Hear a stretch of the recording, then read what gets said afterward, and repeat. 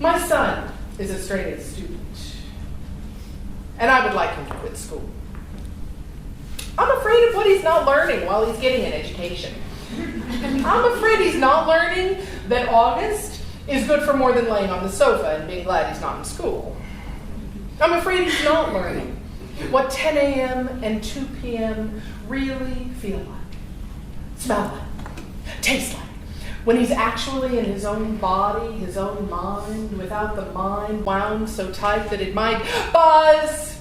Put away your pencils. Buzz. Now it's time to do math. Buzz. Eat lunch.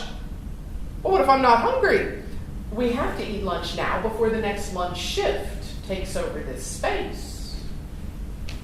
Wow.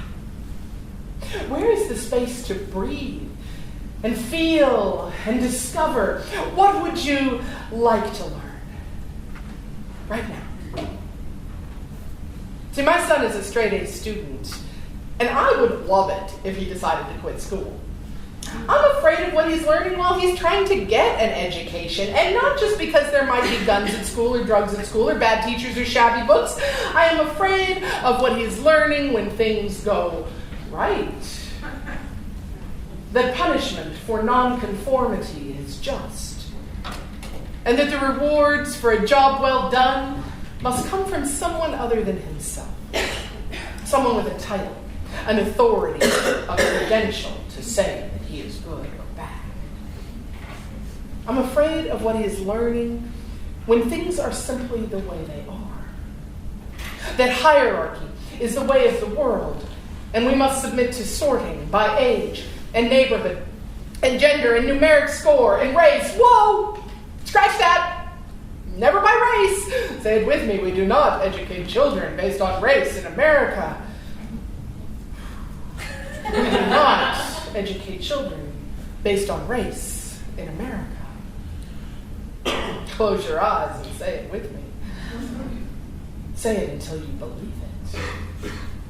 Because this is what it looks like for things to go right in school, and I am worried that my son is learning to wind his mind like a clock, and that the clockmaker is tooling with his mind until it is synchronized to the exact purpose of getting a job and keeping the boss happy and working well with others no matter the task and waking up on time every day as soon as the alarm clock goes buzz.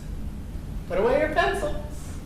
Buzz. Put away your books. Buzz. Hurry up. You're going to be late for the next class. But what if I'm in the middle of writing a poem? The bell rang. But I'm in the middle of writing. Didn't you hear the bell? But I'm in the middle. Don't you know what the bell means? I'm worried that my son is learning that although all of this feels terribly wrong, what we do about it is nothing.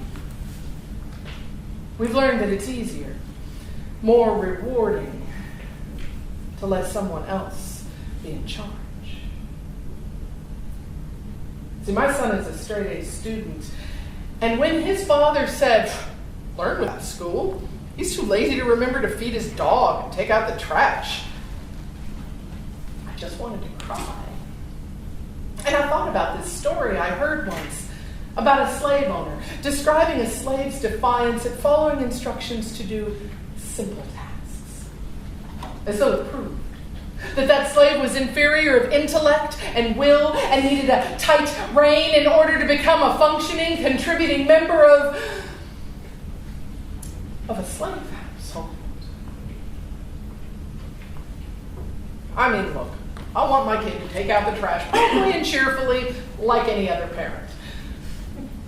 But God bless the spirit of rebellion against order imposed from anywhere but his own heart. See, my son is a straight-A student, and I think he's learned enough in school already.